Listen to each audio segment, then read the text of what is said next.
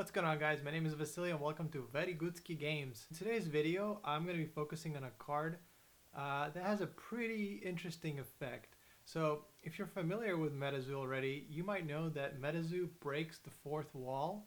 So what that means is that the real world actually bleeds into the game itself.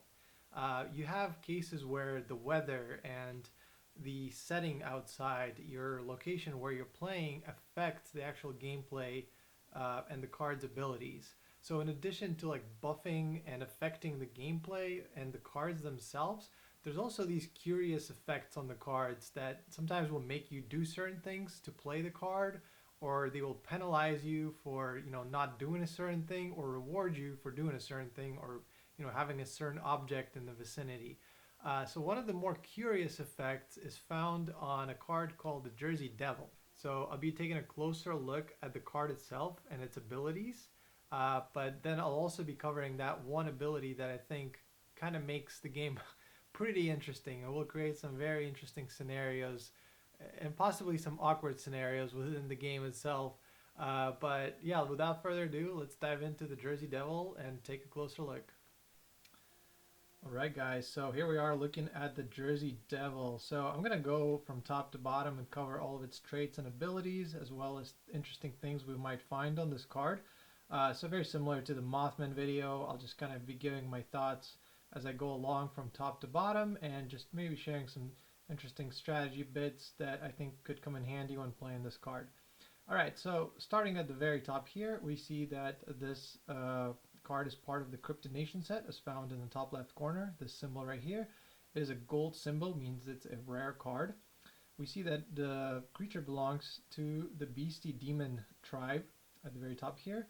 Its name is the Jersey Devil, and you can only have one per spellbook, which is appropriate because it is a pretty powerful card. Alright, up here we see that it costs 4 Dark Aura to cast, and it has 70 life points. Alright, so going down these traits on the left here, up here we see the flight trait, which basically means that this beastie cannot be targeted by any beasties that do not have flight. So essentially this is a very powerful trait that you want to have as many as possible in your deck, and it seems that there's a lot of dark beasties that have flight, and I would recommend including flight beasties in your deck. I think this is a must-have. This other ability underneath is called Fear, and what this does is when you contract or summon your beastie onto the field, you target an opponent's beastie that they already have on the field, and you flip a coin. On a heads, that beastie then returns to your opponent's chapter or their hand, essentially. Very powerful ability also. Kind of random, but I feel you can get lucky most of the time, getting head flips. It's 50-50 really when you think about it. Alright, so down here we see that these are actually the fourth wall buffs right here on the left. So we see it gets a buff from playing in the forest and also playing at night. So the beastie gets 25 attack boost for playing in the forest or near a forest, and for playing at night also 25.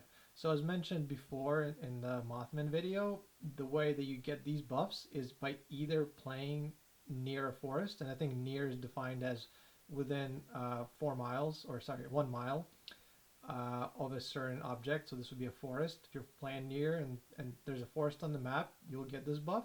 Alternatively, you can have a forest Terra on the field, which also follows certain rules. So you'll basically place a forest Terra to modify the playing field and give yourself as well as all other beasties this buff.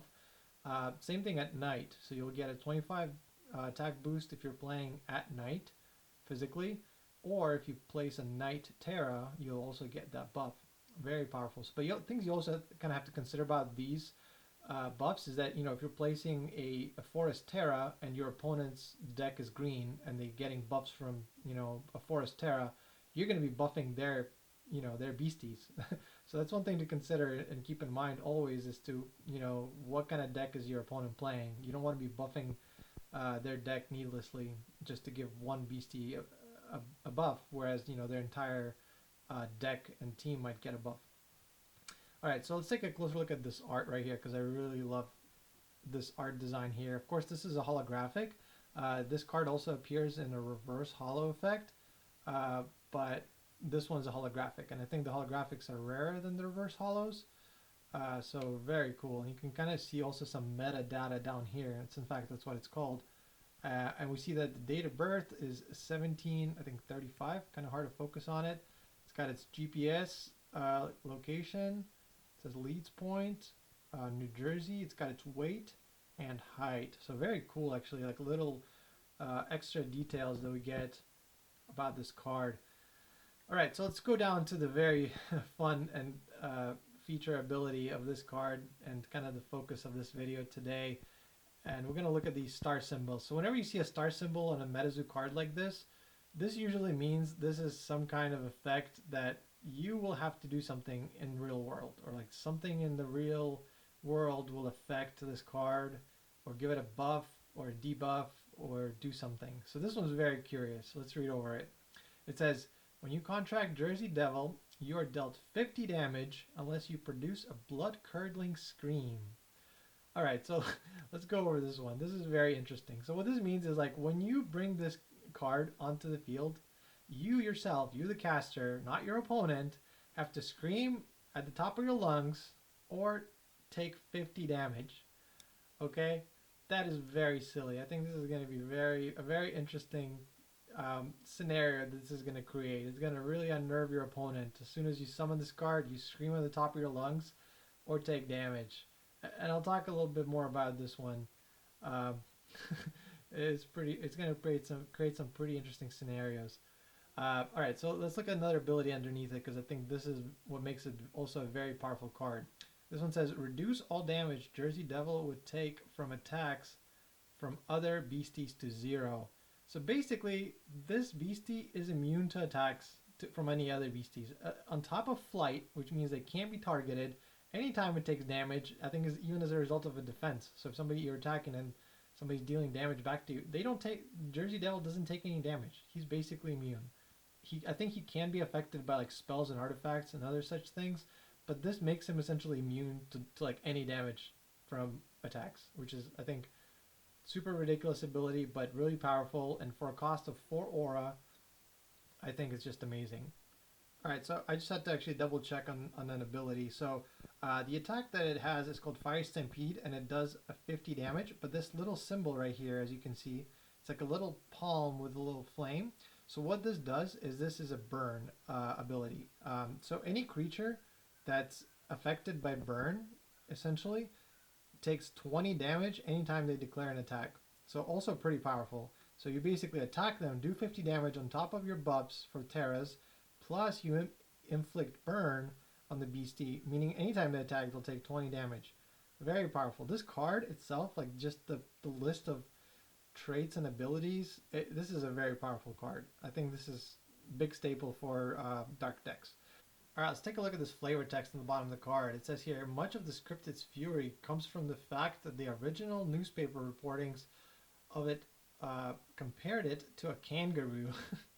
And that's pretty funny, I think. So it kind of does look like a kangaroo a bit, but I guess the initial reports of people citing it compared it to a kangaroo, which makes it a very angry, evil beastie. And it makes it that much more angry because it's upset to being compared to a tame creature such as a kangaroo.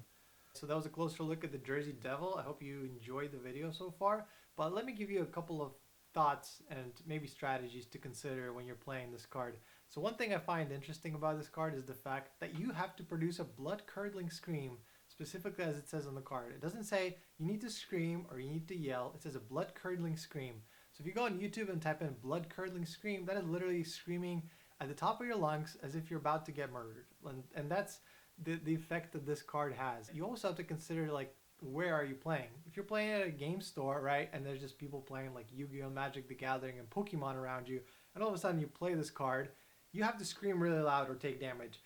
I don't think I would do it personally. Like, I'm a very reserved person from that perspective, so I think I would just like suck it up and I would just take that 50 damage and not draw the attention of the people and risk somebody calling 911 thinking I'm about to get, murdered or something while playing a card game.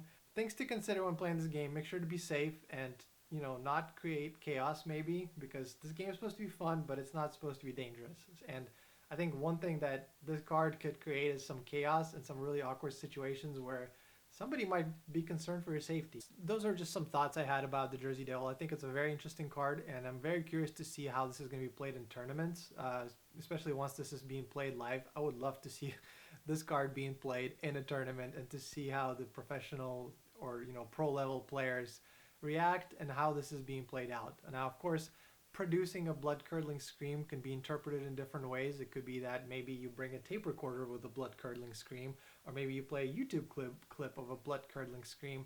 But produce a blood curdling scream reads to me that you're the one that has to do it. So this fourth wall effect is what I think makes this game so interesting and so appealing to like new players, because this is something people have not seen before. Games like Yu-Gi-Oh, Magic, Pokemon, they all just kind of exist in their own world, whereas MetaZoo breaks the veil, essentially brings the game into our world, and things that you do in this world affect the gameplay. This is an amazing mechanic, and I think it really leaves the game design and the future for this game just very, very bright. So okay guys, that was it for today. If you enjoyed this video, please leave a like on the video and subscribe to my channel. I got plenty of more content like this coming to the channel, where I'll be taking a closer look at some of the cards and their abilities and going over the interesting cards and their strategies and mechanics. I really appreciate you guys watching today, and I hope you guys have a great day, and I'll see you again soon.